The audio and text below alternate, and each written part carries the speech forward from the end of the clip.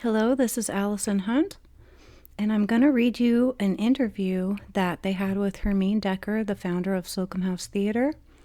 She also went to school in Pullman, Washington at WSU, and she ran the drama department at Clark College for many years until she retired. The thing about Slocum House, I'm slowly finding more things online that I didn't know existed, which is really cool. I knew Hermine personally, but I don't really know her family.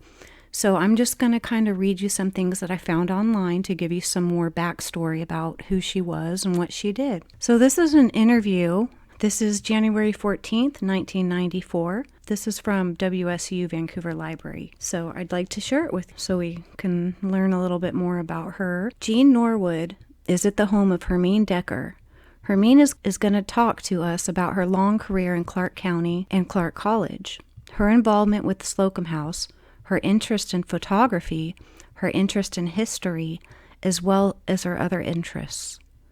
She's going to tell us something about the many honors and awards that she has been given, and she will tell us a little bit more about her plans for the future. Shall we start with where you were born? I was born in Pullman, Washington. I was the last one in my family. My sister, Winona, was an accident. Then they didn't want to raise a child alone. There was 9 years between Winona and my brother, who was still the last one actually, and then we were a new family. The older ones had sort of taken over for my mother, who wasn't very well. It was Rena, the oldest one, who sort of took over me. At the time, Gail was sick. She had a bad heart. The doctor that they had really killed her. He had her playing basketball, and I don't know what all, exercising all the time, and she finally died. I was just a baby. Gail was the very popular one in the town. She was a lovely girl and said I was going to be her baby, but of course she didn't. Anyway, she was my father's favorite. Father wouldn't pay much attention to the new baby until she said something to him. After Gail died, I was only a few months old. When she died, my mother wouldn't eat. Her hair turned white. It was white. My father's hair was white. It started getting that way when he was 18. Then he went the other way with me. He spoiled me. He gave me practically everything I wanted, but he would never give me money. My oldest sister and he really made me do things instead of handing it out over like the rest of the family. The oldest and youngest got the least money from my father. I'm glad. He was very religious, but very kind to everybody. He was mayor, for instance, for 12 years in Pullman, but he wouldn't file. He decided he didn't want to be that way. So he didn't file until the very last minute, and nobody else would file. That's how he got to be mayor for so long. Of course, he had a lot of enemies. His big thing was photography. He liked taking pictures. When I was a kid, I did plays in the backyard. I had a camera. I don't know who gave it to me. I have lots of pictures that were taken during my childhood. We traveled quite a bit. My mother used to always take me along, and I used to always take a camera. In college, I had my camera stolen. For a while, I didn't have one. I was teaching when I got my second good camera, and that was they don't make those anymore. They don't make them anymore. Then when the camera was stolen while I was teaching, I was taking both color and black and white, and I always had to borrow. So that's how I happened to get a Hasselblad that had a removable back. That was a great thing. I wouldn't let anyone touch it except my grandson. He is apparently interested in it. He can even fix it without seeing the inside. He's talking now about taking my darkroom, but I don't do black and white. I didn't want anyone in the house down there, Slocum House, to have these. They have stolen things, and besides, I didn't want them there, apparently the museum. The pictures there were very mixed up, and people had been stealing them, and they'd tear them up and take chunks of what they wanted. There was a restaurateur who had a lot of old pictures on the wall. Some he got from the museum, and some were given to him. Somebody came and broke the window and took some jewelry and stole his pictures. I helped him with them, and I got interested and I worked down at the museum making files for the pictures. David Freese set me up with a heavy table and file cabinets. I came to work every Tuesday, but when the new person came, Mary Klein came, I came down and they were all mixed up and some were stolen. So I took mine home and some that had been given to me. I'll give them to you folks. I've got a lot of pictures of plays, and he doesn't need to worry about them. She means Gus Norwood. Then I went to Europe. I took a lot of pictures. I still had my other camera when I was there, so I didn't have any black and whites. They're all colored slides. I don't print color. What should I do with those slides of Europe? Well, I'd keep them. They're bigger, you see. Most people won't print them. Some people won't print them now. You have to have a standard size. I think that's crazy. You take the same picture with the Hasselblad and with other camera, and even though you think it's a good camera, you can see the difference. Let's go back to the Duffys. You were telling us something before we started that sounded so interesting. Well, he loved Scots and Scotch jokes. My sister did a little traveling, and they were married in Scotland. I have the crest. When I was in Edinburgh, I went to a shop and asked if the Duffys had a crest. He said, certainly. The Duffys were lowland Scots, descending from the conquering Normans and Saxons, not the original Scots. My father was a mathematical genius. He bought an adding machine for his business and never used it because it was too slow. Neither my mother or father had much education. We don't think my mother even went to high school. The reason my father came to Pullman when he came to this country was that his brother taught there. Both families lived in the area and had frequent get-togethers. I was the youngest of the whole bunch. I was spoiled. My cousin came over when I was 18 and lived with my Uncle Will. They were very close. The reason my parents moved to Pullman was that they wanted their children to have a college education, and they didn't think they could afford to send them away, so they moved to a college town. Smart.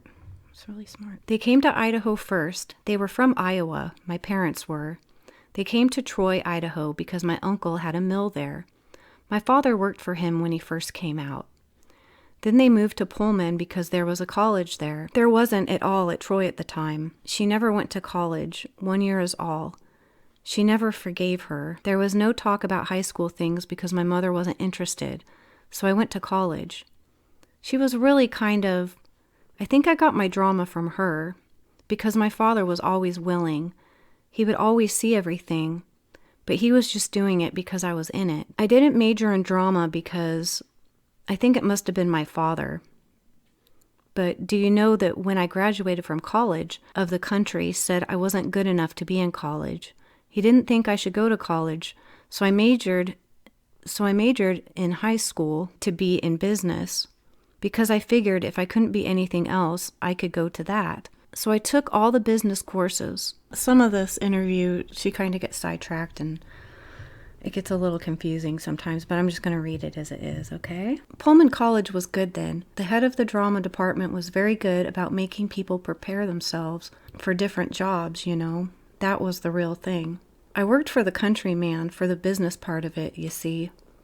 I said it was a good thing that I had a good memory because in writing and talking dictation, I'd remember what he said and no one else could read my stuff. We were required to take a foreign language. I took Spanish and liked it. The funny thing of it is that when I went to Europe after I was out of college and teaching and all, I could understand a lot of Italian. I loved the Italian people, but now I can't understand. But I used to understand a lot.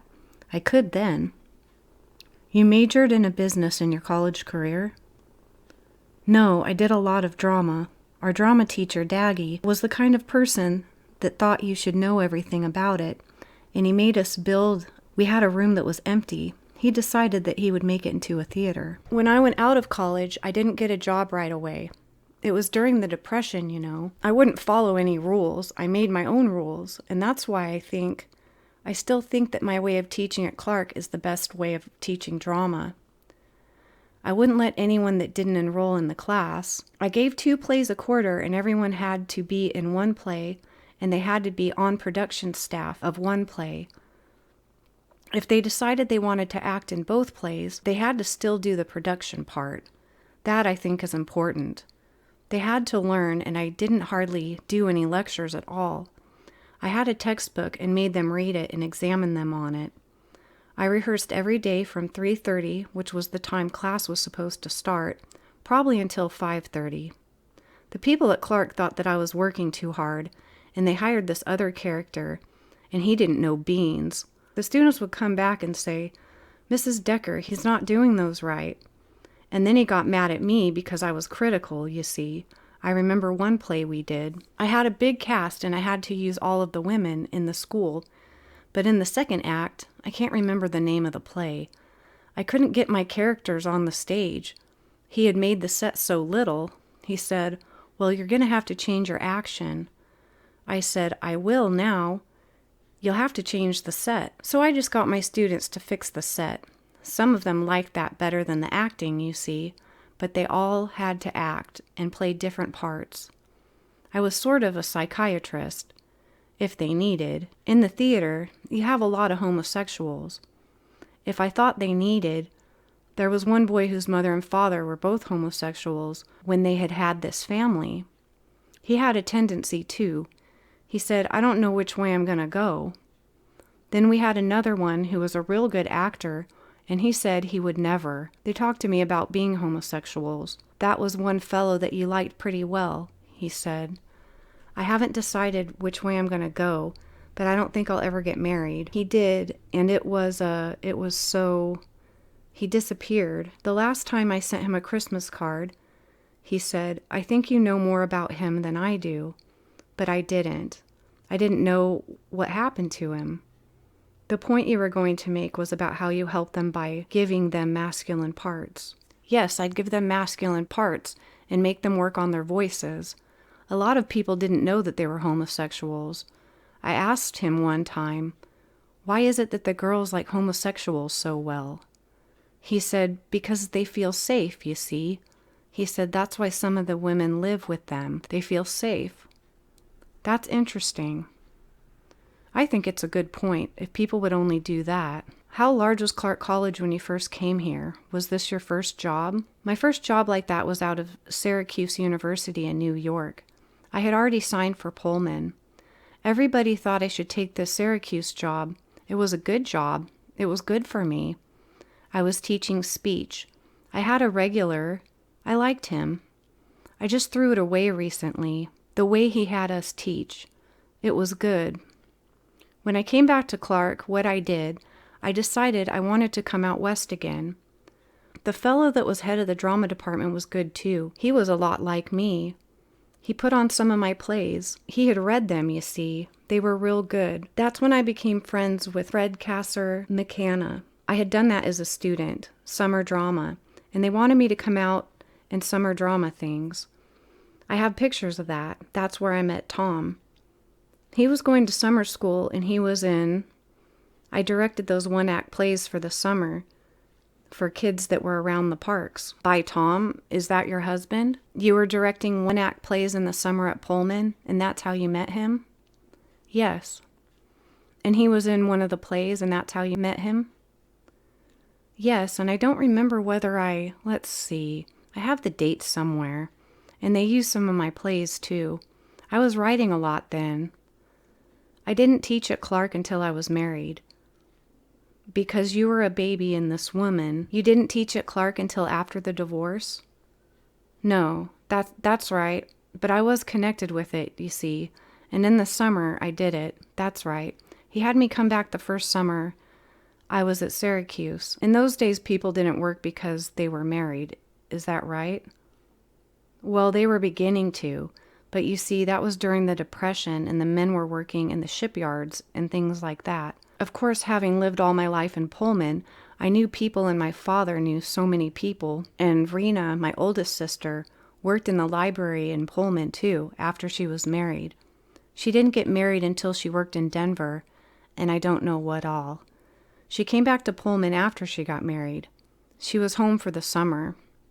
I remember my mother came out, and she said, "I think we've got a romance." This fellow that had known her in college came down to see her. I can still see him. my mother came in and she said, "I think we've got a romance," and that's what happened. Tell us about your romance. My romance was Edward R. Murrow, and I were in many classes together. Our interests were the same, and he was in drama. Drama people tend to become close lifetime friends. We were in plays together. We were in a play that was very popular. The final act was used a lot, and our teacher decided to do that. They did something which I don't believe in. They had double casts. I don't believe in that at all because they always criticize. You know, one person likes one, but they didn't have enough plays for the people that were in drama, so they had double casting. I think that leads to too much criticism. They had these different ways of doing the part, and somebody didn't like that one or the other. I like to have people know exactly what they want to make of the character. If you have a comparison, it's not good. Both of them might be good, but where there's too much competition, I don't like that at all. I'd rather do more plays. That's why I did 2 plays a quarter. They told me that they wanted me to have this helper. I thought he was the world's greatest actor. He did everything he could to make me unhappy, so I retired 2 years early. I don't know who was doing that to your teacher. It's an awful thing for a teacher to do. The old guard didn't have the support of the new administration. I remember at the time there was a fairly terrible new administration that came in. Yes, and he was supporting me, and I remember every time I would tell him how Raleigh was using me. I was head of the department, and he got so that he wouldn't come to any of the department meetings or anything. It wasn't that I didn't like teaching, because I did. I did like teaching other things. I took the Model UN and everything. I had that for several years. I was teaching speech, you see, too. This fellow would not come to class and not tell me. I had to have somebody running the class. He said to me, "Oh, my students do better if I'm not there." Some of them told me that that was true. What was the play that you and Edward R. Murrow were in? I can't tell you. I don't know what it was all about. Was it a famous play? It was then. It wouldn't be famous now. They wouldn't like it. It wasn't a comedy. It was about real good friends with the French and Edward R. Murrow as a German. I've got it. I have copies of it. Maybe we'll find it when we go through those plays we were going to. Anyway, we were in a lot of classes. Our teacher made me take all of our speech classes too, when we were in school. I forgot what I was going to say. I'm getting tired of this. We found a whole lot of plays in the attic.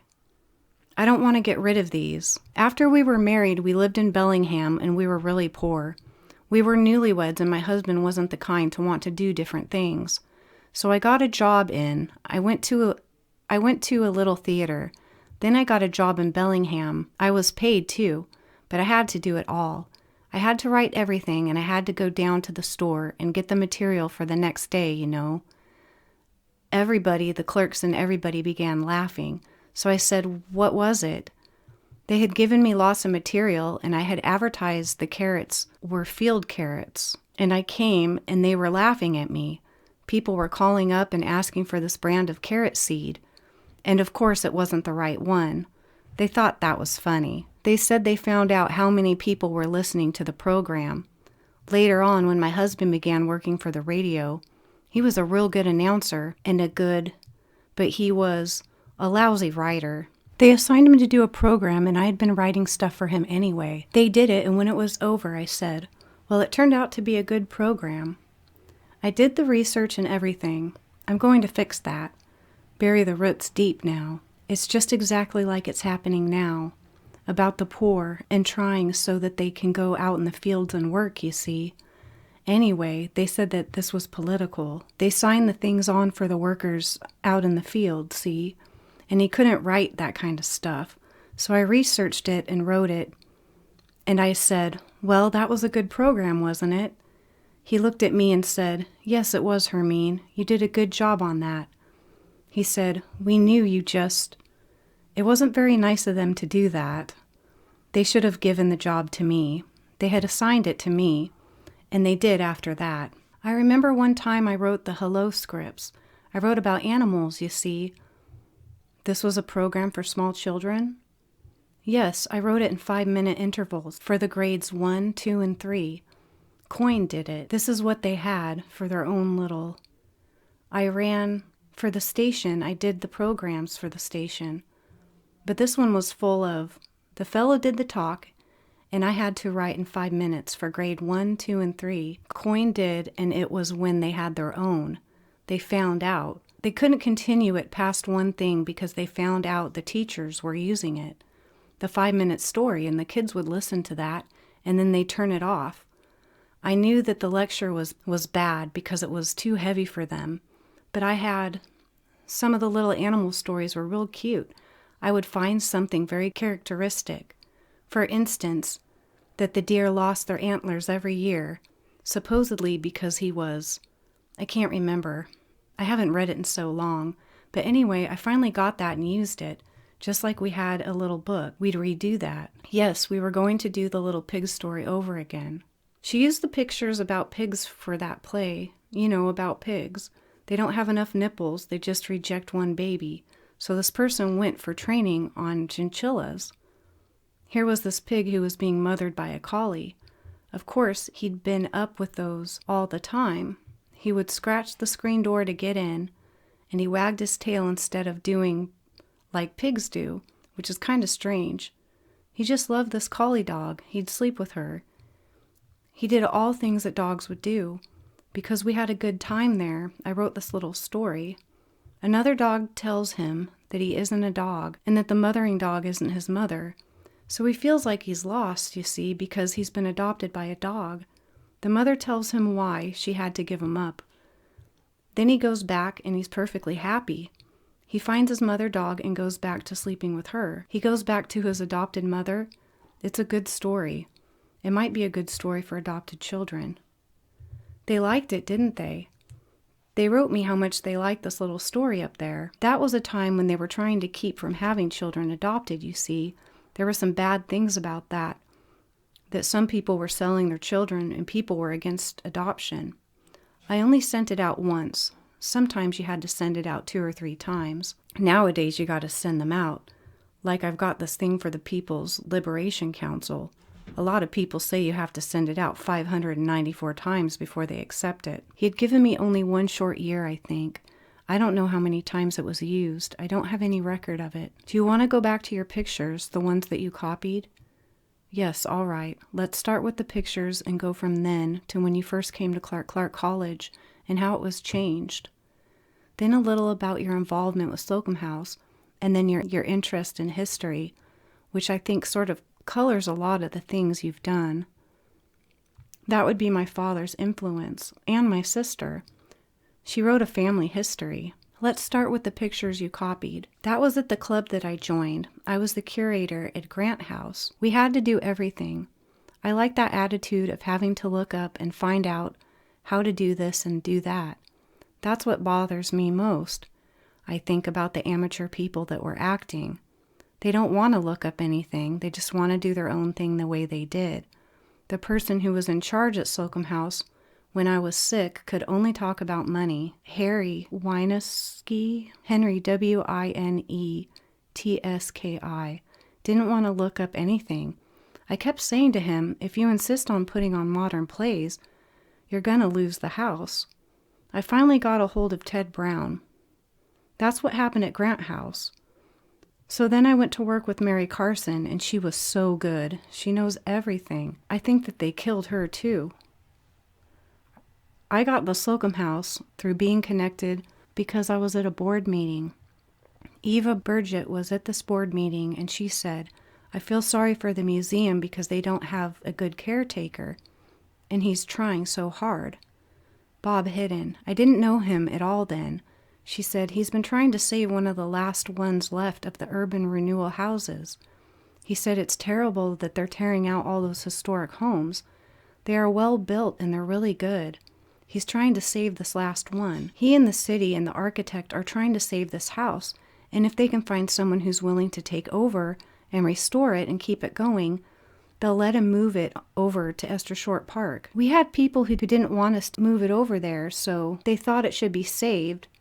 but it was not being used at all, and it was always full of dirt. It was just really open space. Dr. Padel and I had been talking about it, and I had been back east in summer school getting my master's degree. I did a lot of that thing.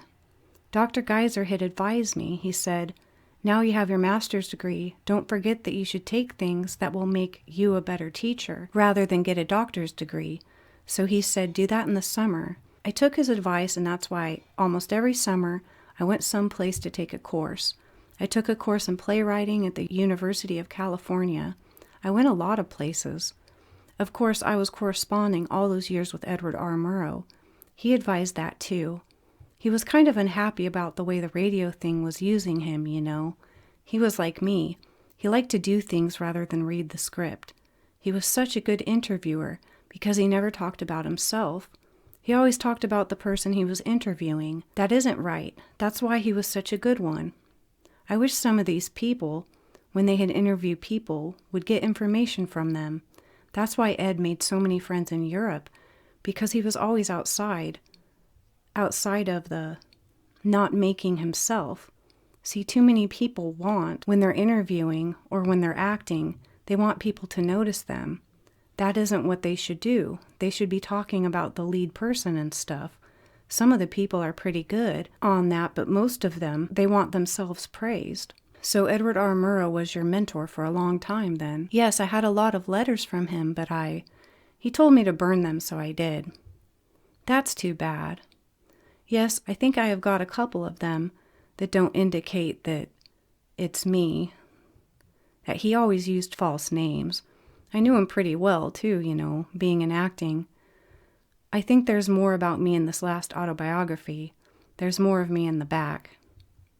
Do you think that's the best one that's written? Yes, the others I didn't agree with. He had his faults. He asked me why I didn't marry him. I said because I didn't think he would make a good husband.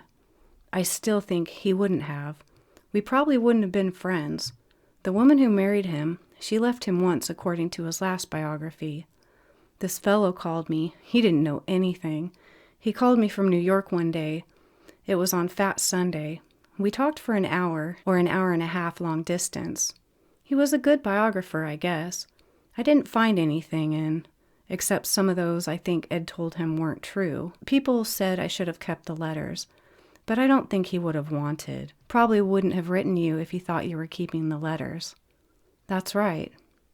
Tell the story again about what he said about that luncheon. Yes, I got off subject. Dr. Cannell and I had been talking together. I had gone to summer school in Minneapolis. I had taken a ship and made it into a little one with a play. A lot of them were that way in 1933. I went to see this play I tried to get them to. In fact, I was the same kind of person. I said, I don't know, I think I had just better go, because I want to see how they do it. It's a play that's so sad where the woman dies. It's just terribly sad. These students that are going to college wouldn't like it. Somebody told me it was a wonderful show. So I went, and at the end, I was all crying and teary. I remember something about that. This was a ship, kind of like a steamship or a riverboat. You came home and said, "Beware of that which you prayed for." You then began to dream about doing something like that on the Columbia River. I wish that I would have something like that someday. You make a prayer, just a little prayer. You have to, about things like that, because then here came your ship. What I did, I said, Seroptimus? What I said to the Seroptimus, is it big enough for a theater? She said yes. And she said she'd been turned down by the people who didn't want to restore it. You go call Bob Hidden right now. So I did. I didn't know him. I didn't know its ability to hook people. He took me down, and you should have seen it. It was in an awful state. I went down, and I was hooked. All of the misery. I've got some pictures. You'll have them down here. You'll have them down there, the museum, too, of how it looked. Wow. I can't wait to see. They had done something to that house. In fact, several people had worked on it. A woman came in and said to me, I should tell you what she said. She came to the back door. I was the only one in the house. She said, I want to see the house. Auntie Slocum. Everyone in town called her Auntie Slocum. She would love what you're doing to her house. By the way, several people had said that she had been there. A ghost? A ghost. They always say, I like what you're doing. But in this new bunch that's there now, nobody has seen her at all. They were not doing it right. Anyway, the reaction I had was that it has got to be a theater. They said that Annie Slocum loved that. She didn't have any children. She did raise a niece, but she always had people in her house. She always was having crowds. I was so scared at my enthusiasm for it that I called up every theater person in town. And the man that was at the head of, he was really anxious to get it into a theater too. It had a hall down the middle. It was just a mess. A hall down the middle of Slocum House? Yes, where you have your aisle now. It had a hall, and where the stage is, it had been turned into, they had built a bathroom in where the women's restroom is now. Anyway, so I called up all the theater people. We had a meeting, and the same thing happened to them. They got hooked, and a lot of them, that yellow book that we have, that you'll have down there eventually if you don't have it now, we have an early history. It's interesting because the woman printed a lot more than we ordered, but she made us take them. We've been giving people and selling down there too. It's out of date now. It's good for that early time. I'll see that you get one because I think I've given all mine away to people that's come to see the house. It tells the history of, but it isn't very good. There's some mistakes in it and all, but that doesn't hurt. Anyway, we got started on Bob Hidden. Oh, he has been so wonderful.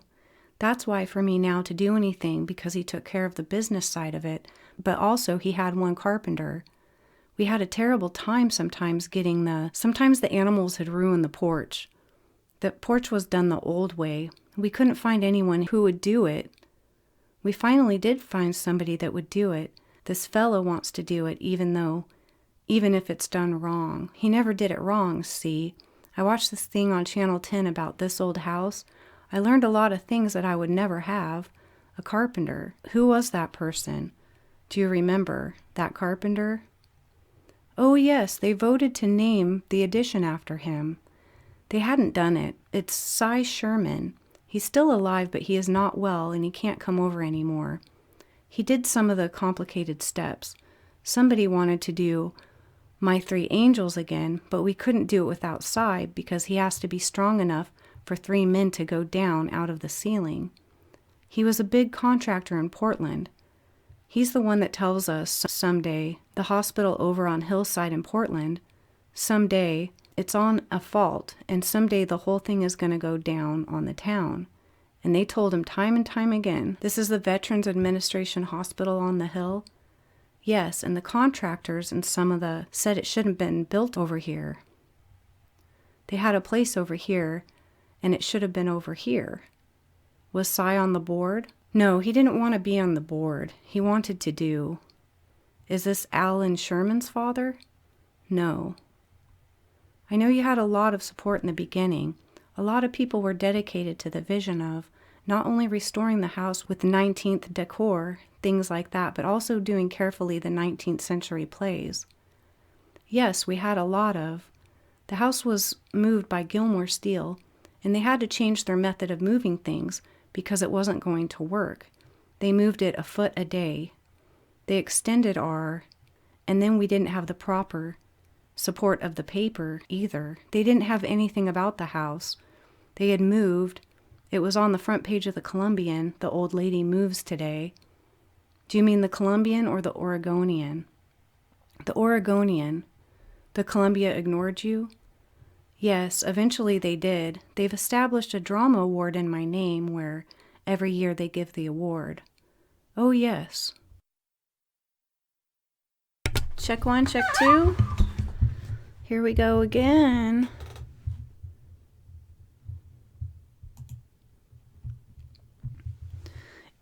If I were a successful writer, why can't I do it in a different life?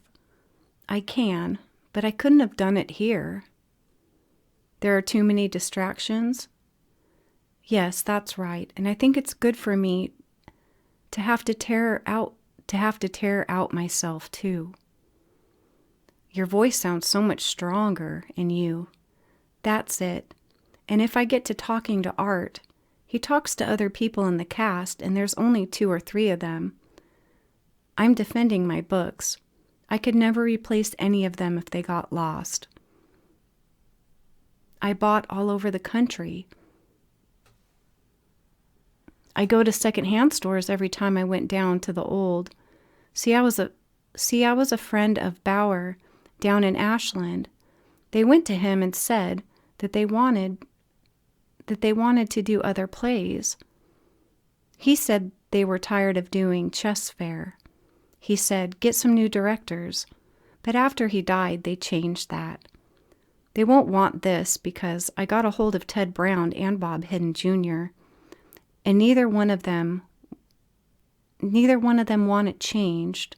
So, as Ted Brown says, and I don't like a lot of things that Ted Brown does, but I think he's right on this, and this is the way that I feel. You're throwing away the whole thing. It's the only theater outside of. I wouldn't let them put townspeople on it or anything, so people that had always wanted to be in plays could come there and be in plays. Some come to see the costumes. If they don't like the play, they like the costumes. Since I've been sick, we've had about 250 members, and this time they only had a little over 100. Since I've been sick.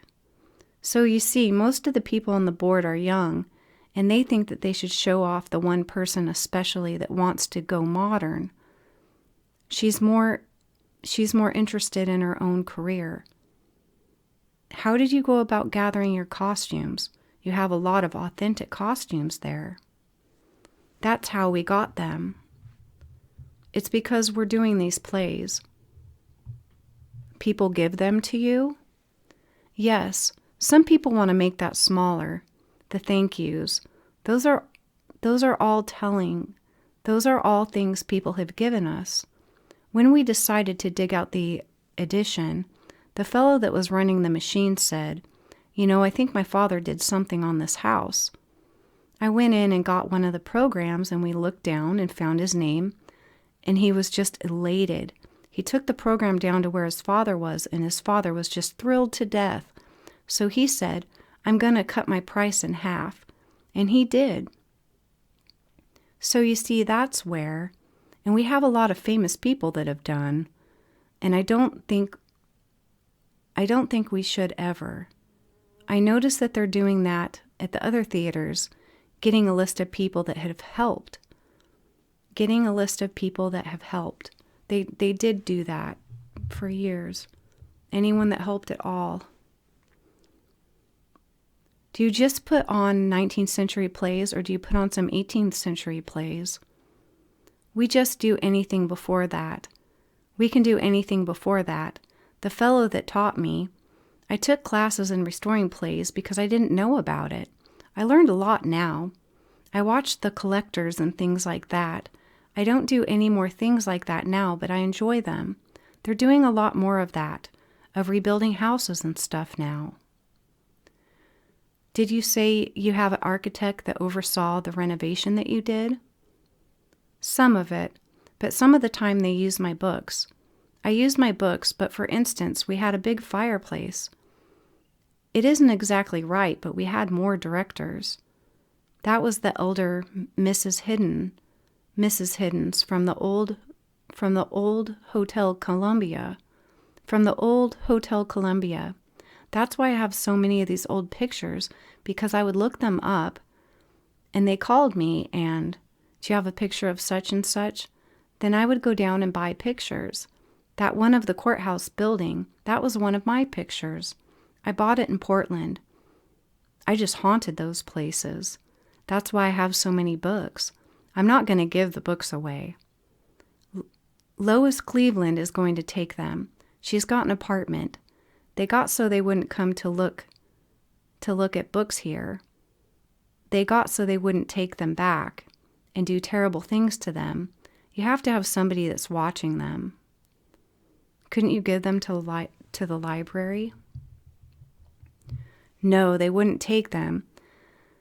And if they aren't taken out for ages, they won't keep them, and they aren't. the thing of it is that we don't want to lose them.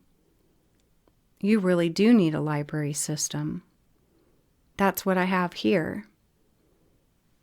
Could we use them in the museum research library?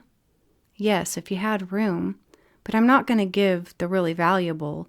I've got some that have been signed and are rare, and I'm not going to give those to. I was in hopes, for instance, that they would take some of these. Well, I've got one book. I'll show it to you. It's to, he had it rebound, but people it was written mainly about, I could use that. I can get some of the plays out of it because he hated the Indians. And of course, I love them. So that's why I'm not using it. But of course, I might do that because I've got those. And I found some mistakes in some of them. The history of that is really, oh, I do that because my voice gets tired. Well, we are getting to the bottom. I used to have a great big stomach, and you see your voice comes from here. And now I'm getting it thinned down because I'm doing some exercises for it.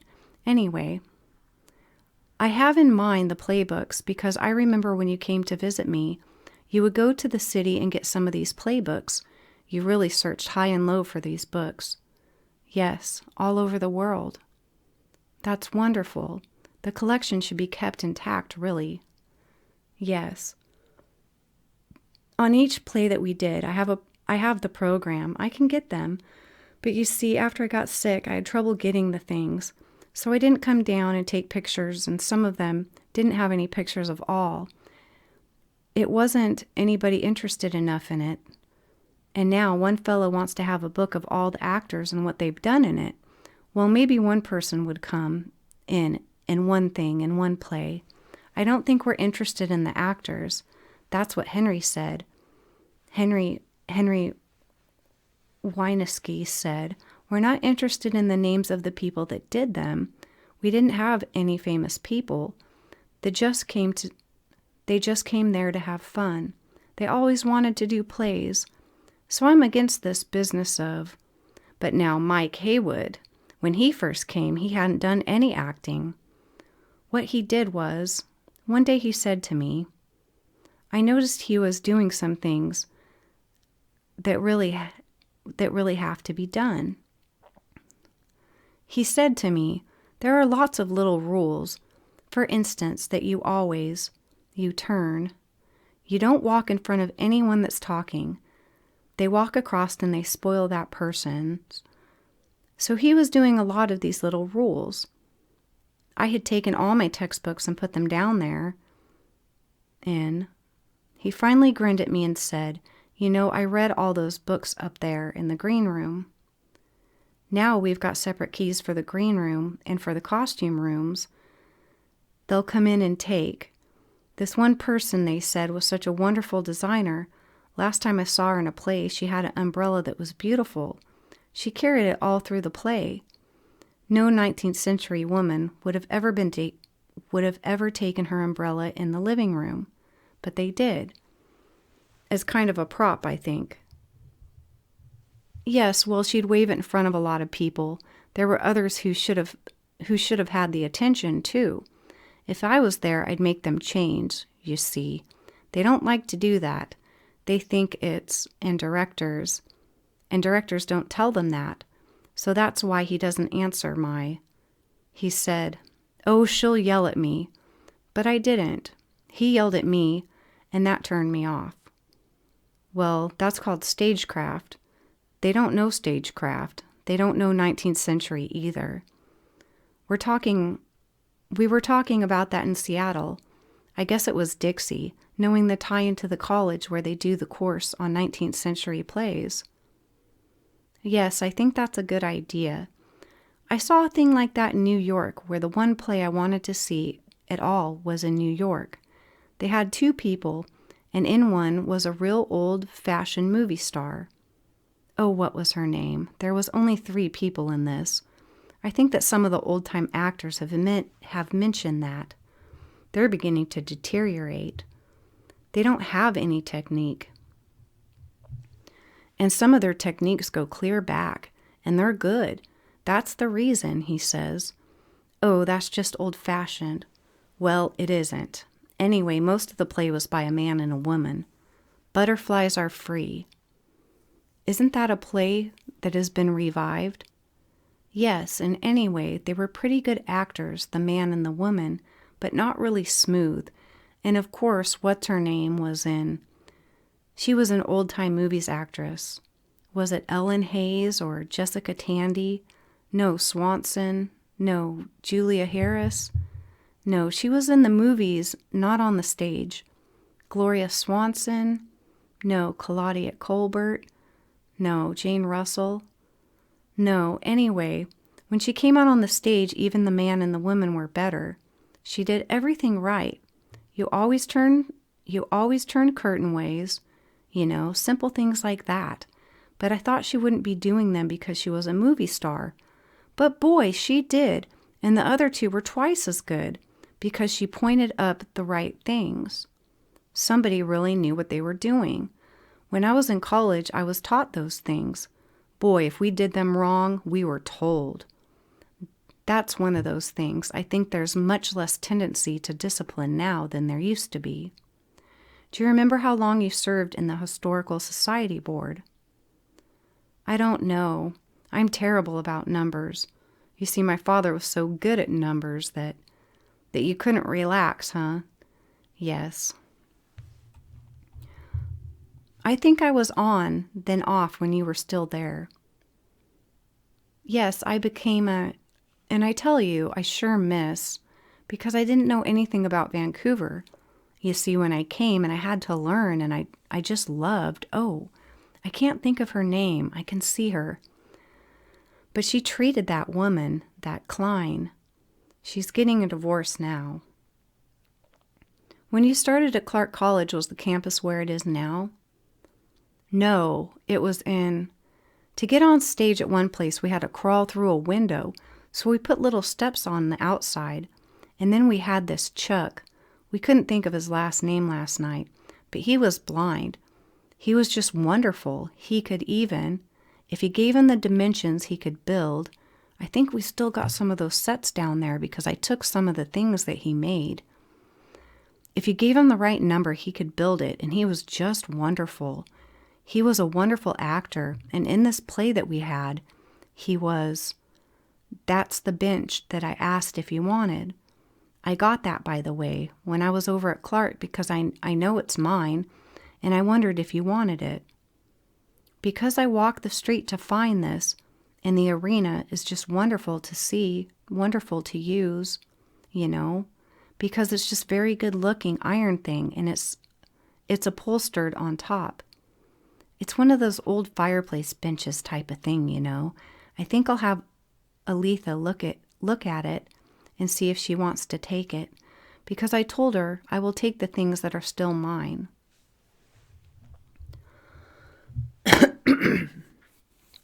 Chuck, he was blind, yet he could come down those long things, just as fast as anyone. Somebody voted him as secretary. He came and apologized and said how sorry he was. You didn't just think about him being, did you? Anyway, he got a good job back in the Middle West, last time I know. He had a job with the college and he had to ask somebody else to do his writing, but I think he finally had an operation to restore his sight. Yes, he was afraid to do that. He was afraid. Doing well. Yes, I know how that worked out. He was blind from birth. I remember we were friendly to him. It was interesting because he could tell you the shape of things, but people have to learn to see, and it doesn't come back to them. They would not be able to restore his sight totally because people have to learn to see, and visual signals had not been learned.